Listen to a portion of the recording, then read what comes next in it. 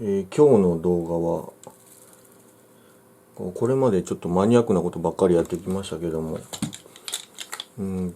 職場の、先輩方からもうちょっと初心者でも分かるような簡単なことをやってくれと言われたので、アジ釣りとかキス釣りとか、簡単にできる釣りをどういう風にしたらいいのかっていうのを、紹介したいと思います。糸の結び方とか釣り方とかっていうのはYouTube で動画探せばいくらでも出てくるんですけども、職場の方々が、チャンネル登録されてるので探しやすいということで、紹介したいと思います。まず主に、リールなんですけども、こういうハンドルが横について、糸を巻く部分が巻くことによって上下してこの針金の部分、これレベルっていうんですけども、ベールだベールっていうんですけども、これがこの糸を巻いてる部分に、回転することでラインを巻きつけていくという機構のリールをスピニングリールと言います。で、こちら、全く形が違うんですけども、ハンドルを回すとこの中に糸を巻いてあるところがあって、これがぐるぐる回ることによって、こちらから入った糸がこちらに回収されていくという機構の、これベイトリールと言います。両軸受けリールとか言いますけども、とりあえず2つあります。で、主にこれスピニングリールが初心者の方でも使われると思うんですけども、これは糸がこう出てる状態で、それから見えるかな、出てますよね。で、ここのベイルローターのところから直角にラインが、このスプールに巻かれていくという状態になりますので、どうしても何度も投げたり巻いたりしていると、直角にラインが入っていくので、糸がどうしても、直角に折れる動作と巻き取る動作でこういうふうにねじれていきます。ですから糸が、よくよれるので、ラインの寿命自体はスピニングリールはそんなに長くないです。使用頻度にもよりますけど。それとその糸よれで重要なのが、ここのベイルの根元にベイルローターってあるんですけども、ここにボールベアリングが入っているものとも入ってないものがあるんですけども、日本製のダイワとかシマノのリールだと廉価版のリールでもローラーベアリングぐらいは入ってるんですけども、ここに、ベイルローラーというのが入ってまして、見えにくいかな。ここがね、ぐるぐるぐるぐるラインを滑るときに回るんですけども、ここで、回ることによってラインのよれを、できるだけ少なくスプールに巻くようになってます。ですので、海とかで使われた後とかは、ここに海水が入ったままですと、錆びてボールベアリングが固着したりすることがありますので、できるだけ家に帰ったら素早く、ここは水を流して稼働させて、塩分を抜き取って水分を拭き取る方がいいと思います。で、このベールというのが重要になってくるんですけども、これによって糸を巻きますので、今これ振り出しの竿なんですけども、ラインをここに通していかないといけないんですけども、とりあえずベイルを起こした状態でラインを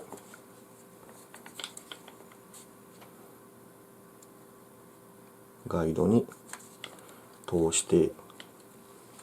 いくということになります。でベールを下ろすとこれで糸が巻き取れるという状態になります。これ基本なんで覚えておいていただきたいんですけども、では最近私がよくキス釣りでハマってる、システムなんですけども、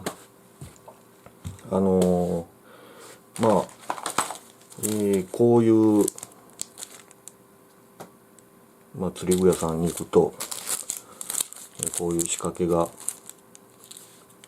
今が3月だけどあと2ヶ月3ヶ月ぐらいかなすると日本海側でもキスがよく釣れるようになってくるんですけども、こういう簡単な仕掛けがあります。で数を釣ろうと思うと小さい針の方が、小さいキスも釣れますので、大きいキスを狙って釣るんじゃなしに、小さいキスから全部釣ってやろうと思うと小さい針の方が便利ですというかたくさん釣れます。ただそうすると大きいキスだと針を飲み込んでしまって、針を外すのに手間取って手返しが悪くなるので、その辺は2種類か3種類ぐらい大きさの違うのを持っていかれるといいんではないでしょうか。で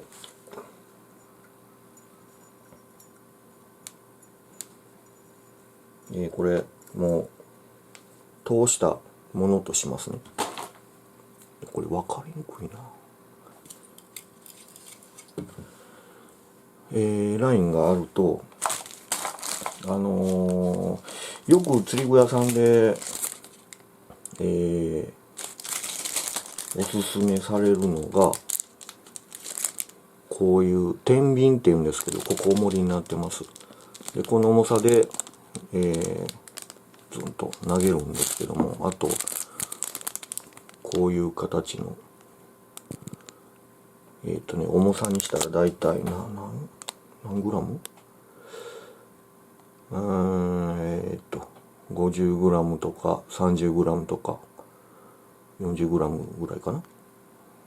のやつになるんですけども、そういう重りを投げようと思うと投げる竿自体も、投げ釣り専用のものがいりますし、逆にそれを重たい重りを安い竿で力いっぱい投げるとかなりの確率で折れます。実際私も昔ホームセンターとかで売ってある、なんかちょい投げセットとかいうので15号これだから 30g ぐらいになるんかな、もっとか、号数で言うと15号とかいう重りをぶん投げると、バットから折れてしまいました、ここから。なのでそういう方法もあるんですけども、例えばブラックバス釣りされてる方とか、あとアジングとかされてる方はやっとられると思うんですけどもいう俗に、セットで売ってある980円ぐらいのものでもいいんですけども、そういうものでキスってね、案外場所にもよりますけども、そんなに投げなくても釣れることがありますというか釣れます。で柔らかいこういう風な細い穂先の竿でもこれが 2.5 号、それからこれとか1号なんですけども、こういう何グラム10グラム15グラムぐらいか1号だと 10g ないと思うんですけども、こういうものでも、細いライン、柔らかい竿でもだと十分投げれますので、でしかも、太い、これとかまだ太い方なんで、これは海で使う何でもロッドなんで結構ティップも硬いんですけども、柔らかい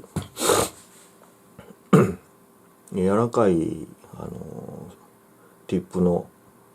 例えばアジングロッドとか、メバリングロッドとか、それこそ、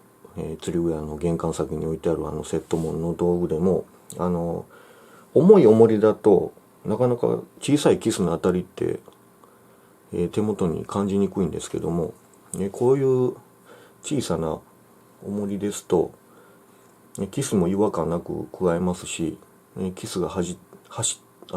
和感なく走りますので、手元にすごく当たりの回数が出ます。でこれめちゃくちゃ簡単なんですけども、重りをラインの先につけて、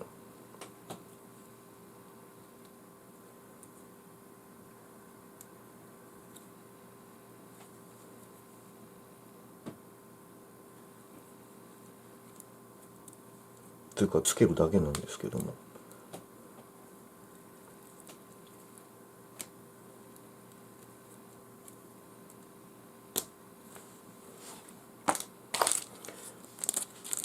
でこの仕掛けに、市販の仕掛けは最初からこういう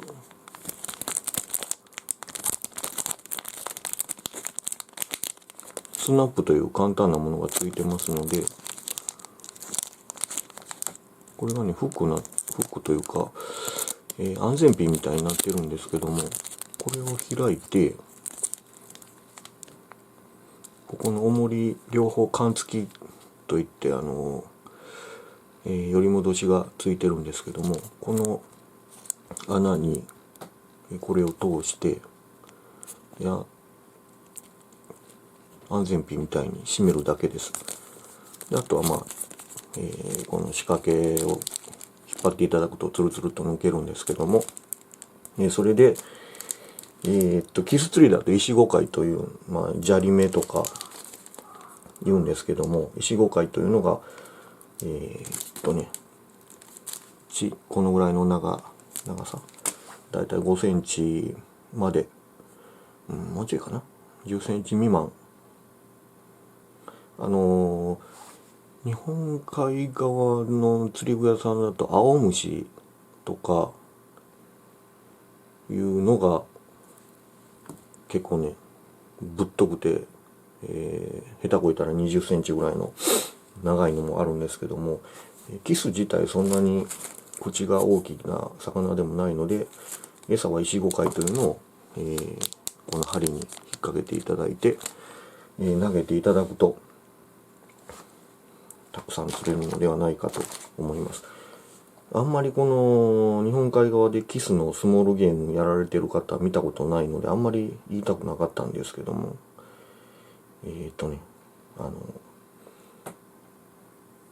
たくさん釣れます。というか岸際にたくさんキスはいます。場所によりますけどね。そういう、このセットと重りと、これがあれば、キス釣りのセットがあれば、あと青虫じゃないわ、石ゴカイとあればキス釣りで、十分遊べると思います。で仕掛けは、そのキス釣りの分かったかな、これでこんな感じです。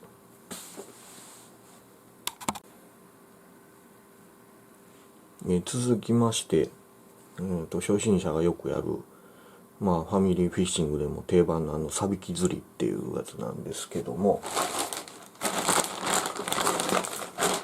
これちょっと私今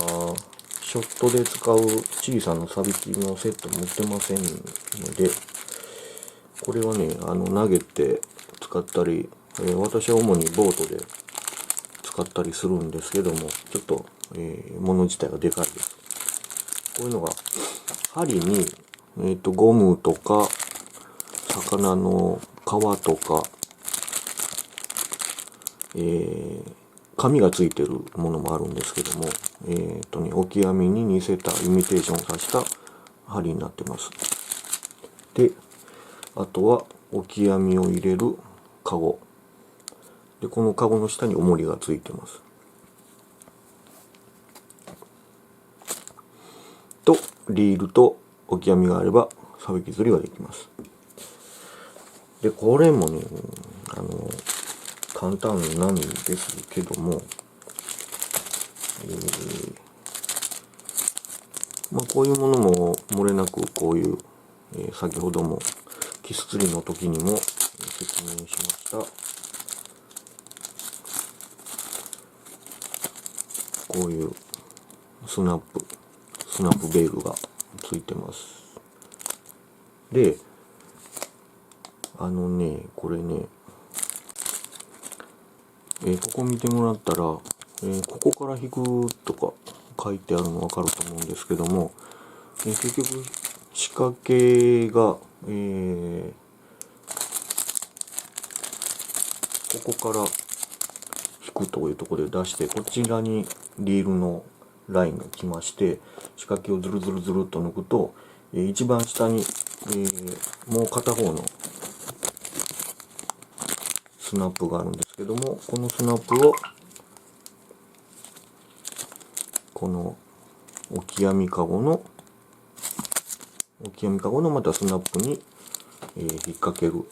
という形になります。でなぜここから引くというのを上につけるかというと、伸ばした時に針の向きがこうかこうか、分かりにくいか針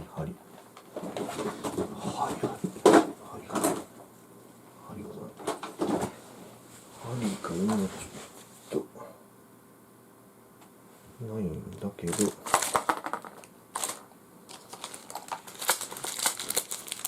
要はこの針がこうつくかによって針先の向きが下になるか上になるかによって、魚のかかりが全く変わってきますので、こちら側を引くとか言って書いてある方を、リール側につける、もしくはこれなんかだと見にくいか、こちらから取り出して、こちら重りと書いてあるんですけども、これはこういう風に指定で、こちらが重り、こちらがリール側につけろと指定してあります。なのでそういうのは、しっかり守っていただかないとなかなか魚がかからないとかいうことになります。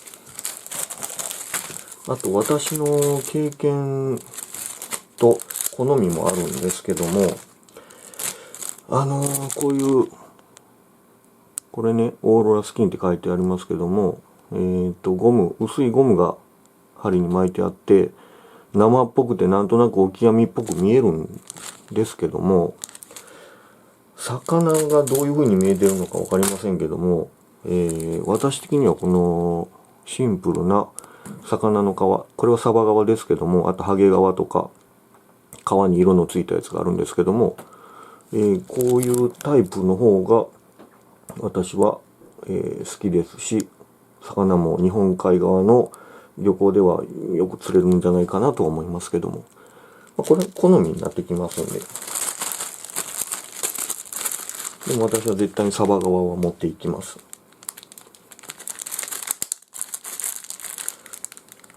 であとはもうこれ仕掛けを作ったら、この中にオキアミを入れて、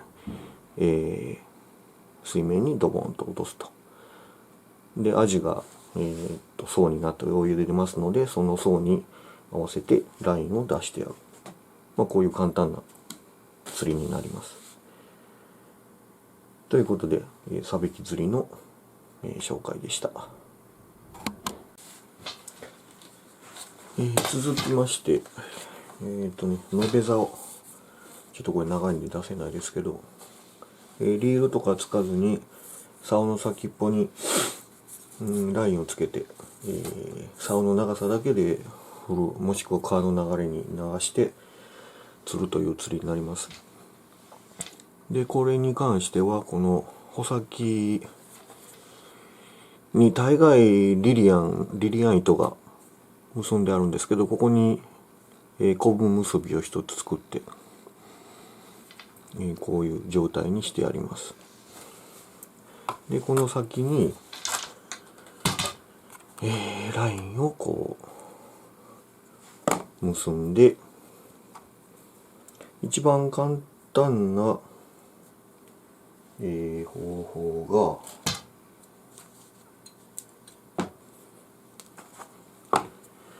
こういう浮きと針とこういう紙つぶし重りを使った釣りになるんですけども、こういう玉浮きですね。で、ここにこの浮きの足に、こういうゴムが浮きゴムというんですけども、浮き止めゴムとかこういうのついてます。これスポンと外して、竿からくくった針の端にこの先っぽに穴が開いてますので、ここに通します。で、通して、浮きをここに差し込みます。そうするとこういう状態になりますので、でさらにこの端に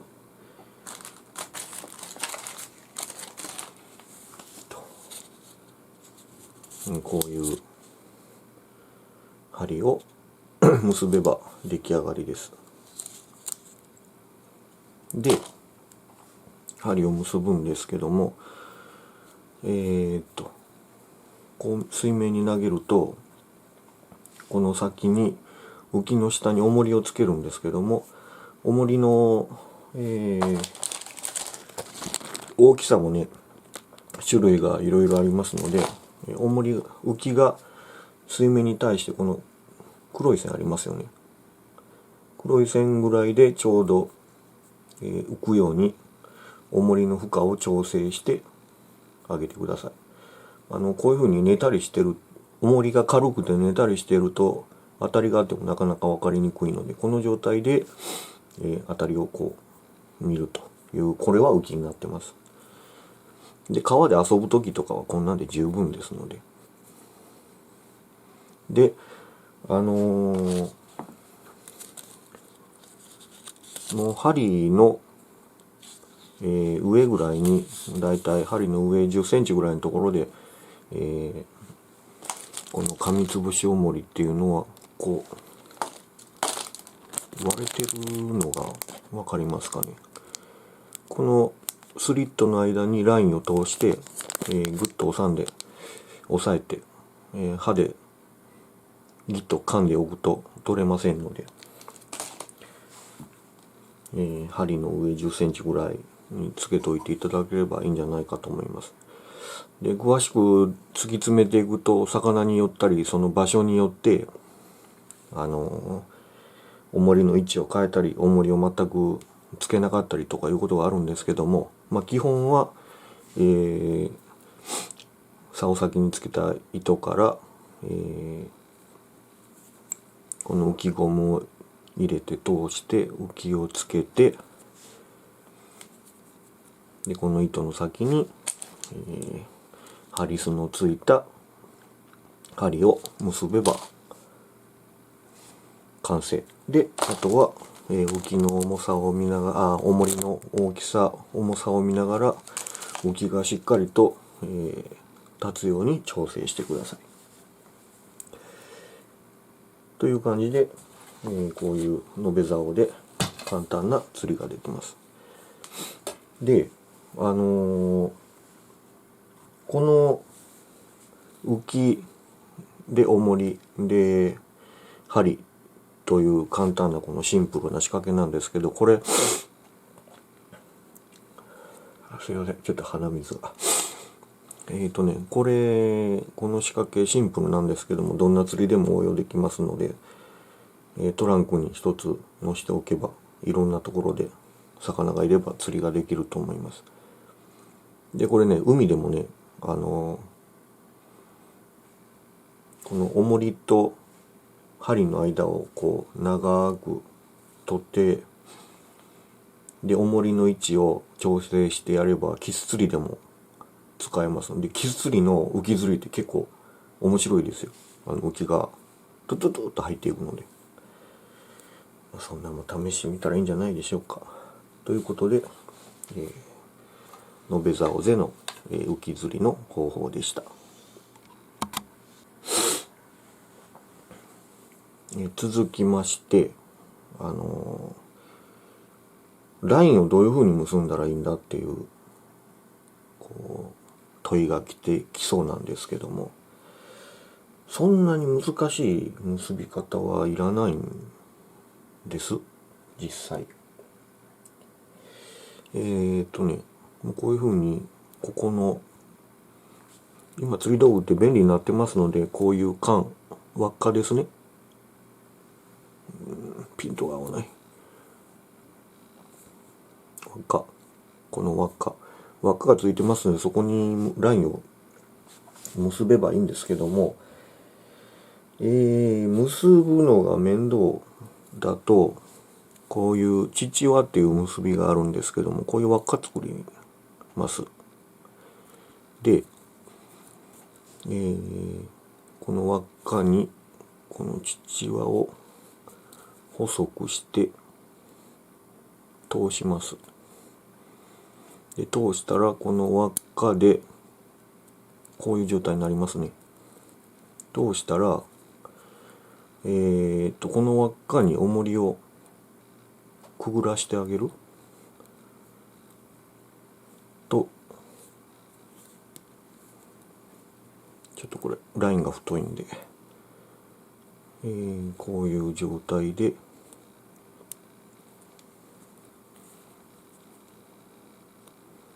ここでしっかり固定できます。ちょっと分かりにくいか。父輪のくくり方ですけども、ラインがこうありましたら、ここで輪っかを作ってあげます。こういう状態です。で、ここで一つ輪っかを作って、こういう状態になる分かりにくいかな。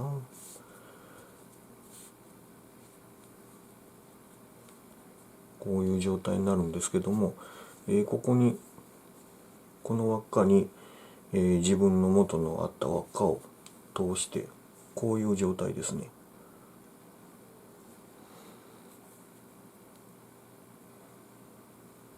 で締めるだけです。であとここは切っていただかないと、端線の方は切っていただかないとダメですけども、これが輪っかだとしてください。そしたら、この缶の中にこの自分の輪っかを通して、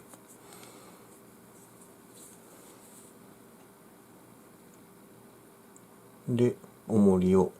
いうかこの輪自体を通してあげると、こういう状態になりますよね。で締めるとこれできっちりと締まりますので。でこの状態だとほどくときにここがぎっちり、これ太い糸だから簡単にほどけますけども、細い糸だとこれがなかなかほどけません。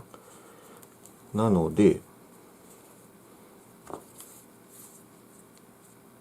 ちょっとすいませんね、もうほどきますね一回。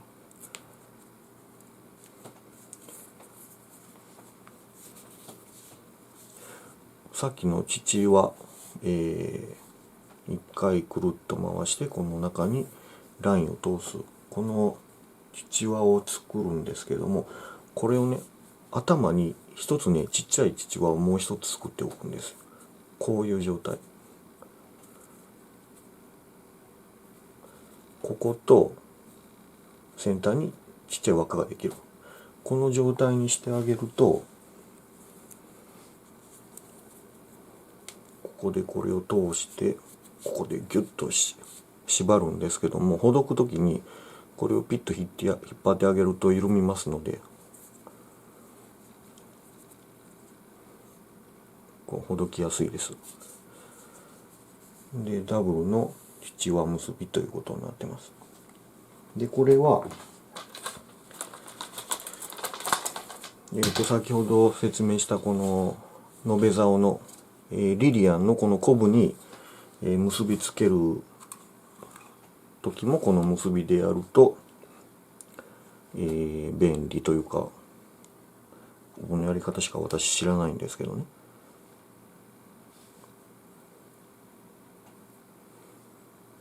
これ今結んでるのが 1.2 号の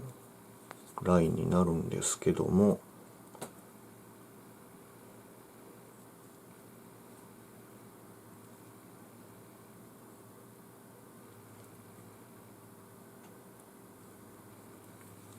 これで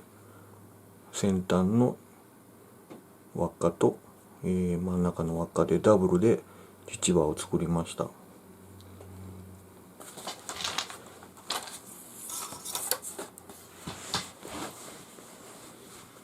こういうふうに2つ輪っかを、真ん中の輪っかを折って2つ輪っかを作って、リリアンの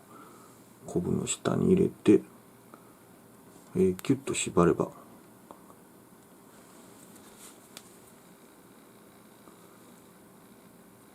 ういうふうに固定できます。で、これ自体引っ張っても、魚がかかって引っ張ってもほどけませんけども、帰る時に竿先からラインを外す時はこの先っぽに作ったちっちゃい父輪の方をピッと引っ張ると簡単にほどけます。で、原理が分かりにくいと思うので、なんかないか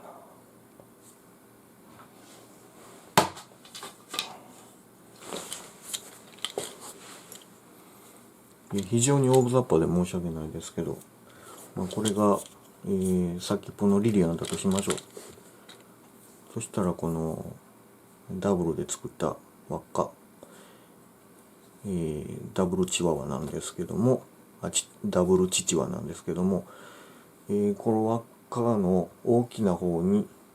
指を通して、ここでくるっとやるとこういう状態になるんですけども、これでグッと締まりますよね。もう一度いきます。この輪っかに指を通して、こ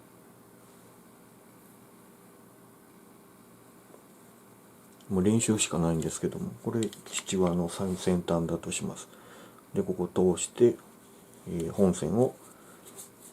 グッと締めると、止まってます。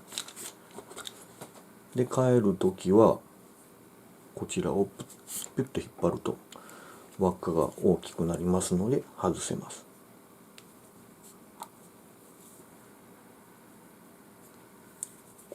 こうですね。ぐーっと。で、外すときはこちらを引っ張ると緩むので外れるということになります。で、これは、何もリリアンの先っぽ、延べ竿の先に、作るだけじゃなくて、実は、先ほどから作ってるこういう重りとか、このスナップとかですね。これはスナップ自体は、安全服みたいになってるので取り外しはできるんですけども、こういう単純な、缶付きの重りとかのこの輪に通すときは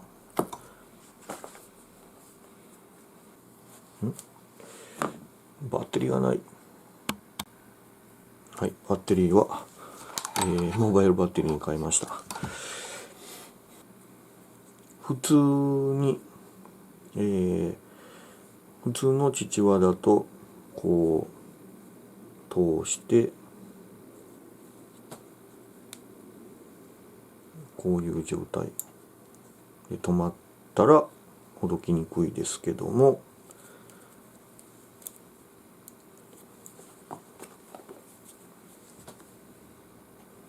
ダブルで作ってる方はこういう風に閉じてもここでほどけやすいので、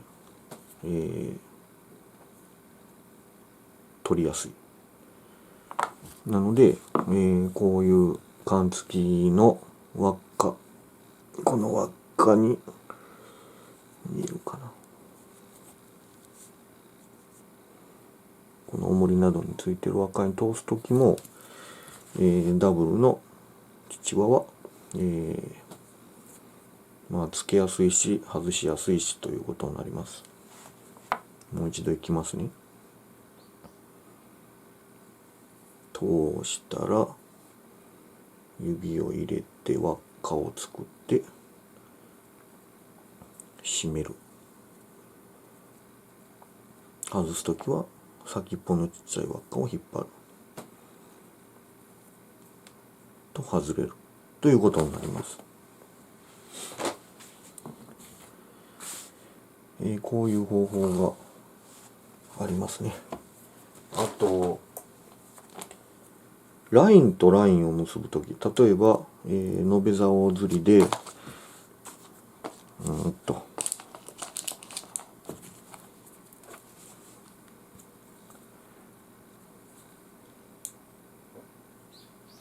こう行きました。で重りつけてこの先に、針のついたライン、ハリス付きの針なんですけど、これを結ぶとき便利なのがこれ、小さくて見えるかな、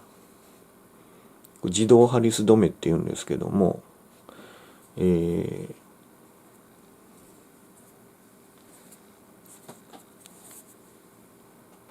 こうか、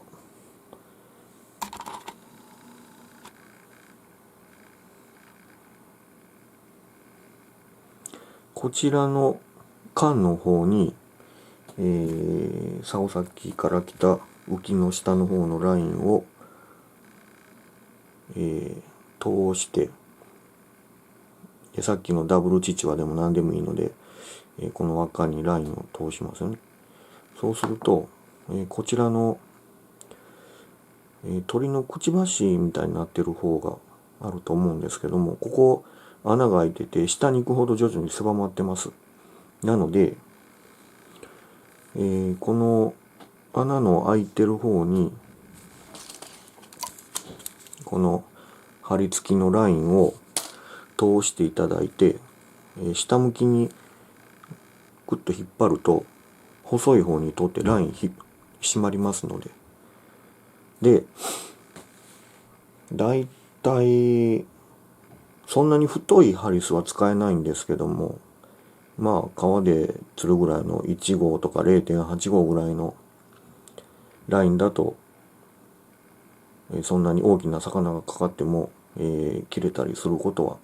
ありません。で、こういうものを使うと結ぶところが少なくてやりやすいですけども、こういう便利なものがないときは、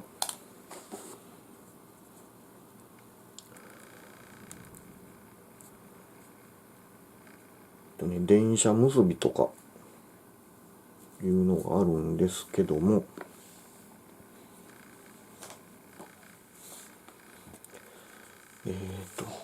色の違うものでやった方が分かりやすいと思うんですけども、ラインをこう重ねます。でラインを片方のラインを一緒に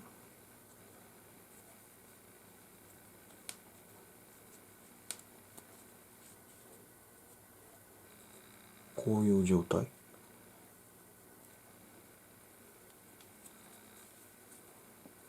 大きく作った方がいいか。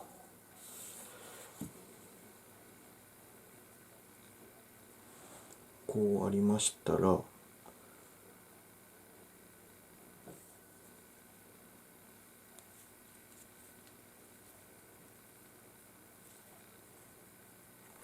ういう状態で、ここで7割ぐらいの力でグッと締めときます。で、今度逆も同じように、違う方のラインを一緒に巻き込んで1回2回3回で7割の力でここも締めとくとこういう状態になります。でこれをぐーっと締めていくと、ラインの結びこぶと結びこぶがここで電車の連結部分のように止まりますので、ここでラインとラインが固定されます。あとここを切っていただければいいんですけども、ライン結ぶときによく皆さん細い、例えば08とか06とかのナイロンラインをね、フロロでもいいですけど、結ぶときによく締めてるときに切れるとか言われるんですけども、ナイロン系、フロロでも何でもいいんですけども、PE でも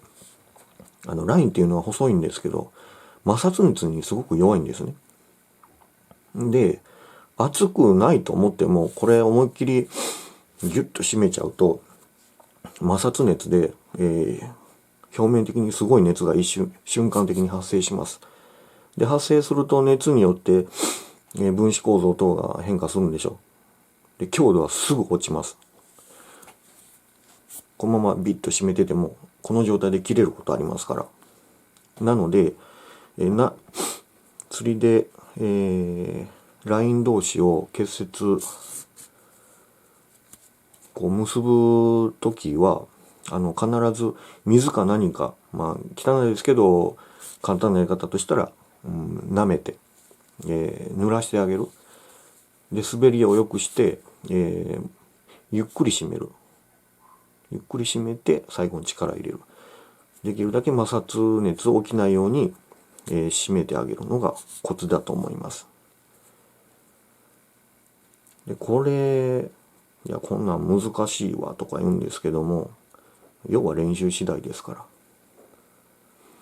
で電車結びとかいうのをまた検索していただいたら分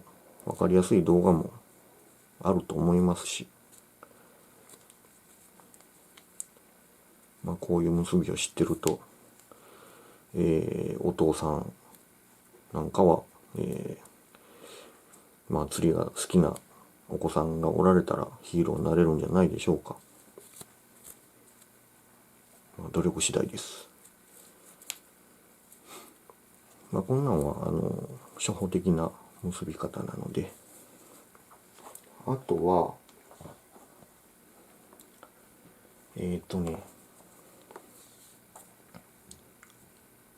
あんまりこれおすすめはしませんけども、簡単なので言うと結びたいラインとラインがあったら、ここ合わせます。合わせて輪っかを作ってこういう状態になりますよね。そしたらこの輪っかに1回2回通して締める。この時もしっかりと、水もしくは唾で濡らして締めてください。で余った部分を切る。でこういう結びもあります。この結びはね、小さい魚釣るんだったら全然問題ないんですけども、大きな魚釣るときは、こういう風にここでラインが90度曲がりますので、ここがすごく弱くなります。なのであんまり大きな魚釣るときはこれお勧めしませんけども、川でちょっと遊んだり、管理釣り場でマスを釣るぐらいだと、この結びでも十分、対応できます。あと、ラインの太さが違う。例えば、こう、延べ竿で、ここから来るラインが、例えば、2号の道糸が来て、で、このハリスが 0.8 号とかなりますと、ラインの道糸とハリスの太さが、随分倍以上違ってくることになります。で、違う状態で、違う太さの、ラインを結ぶときというのは、また特殊なやり方があるんですけども、先ほどの電車結びが応用できるんですけども、これ同じ太さなので、比較がちょっとしにくいと思うんですけども、白い方が太いラインだとします。そうすると、白いラインを、例えば、3回、4回、4回回してコブを作って締めて、こちらのハリスの赤いラインがハリスだとします。こちらを細いラインで4回結んだとします。で、結ぶと太いラインでコブを作るのと細いハリスでコブを作るのとコブの大きさが違ってくるんです。で、違うと、大きなコブの中に小さいコブが入り込んでしまって、ラインが結んでるとこが弱くなりますので、そういう時は、こちら太いラインを4回回したら、細いラインの方は8回回してください。すると、結びコブがだいたい、均一取れるぐらいになりますので、その辺はちょっと気をつけてください。初歩的なことを、ちょっと釣りの初歩的なことをやっていきましたけども、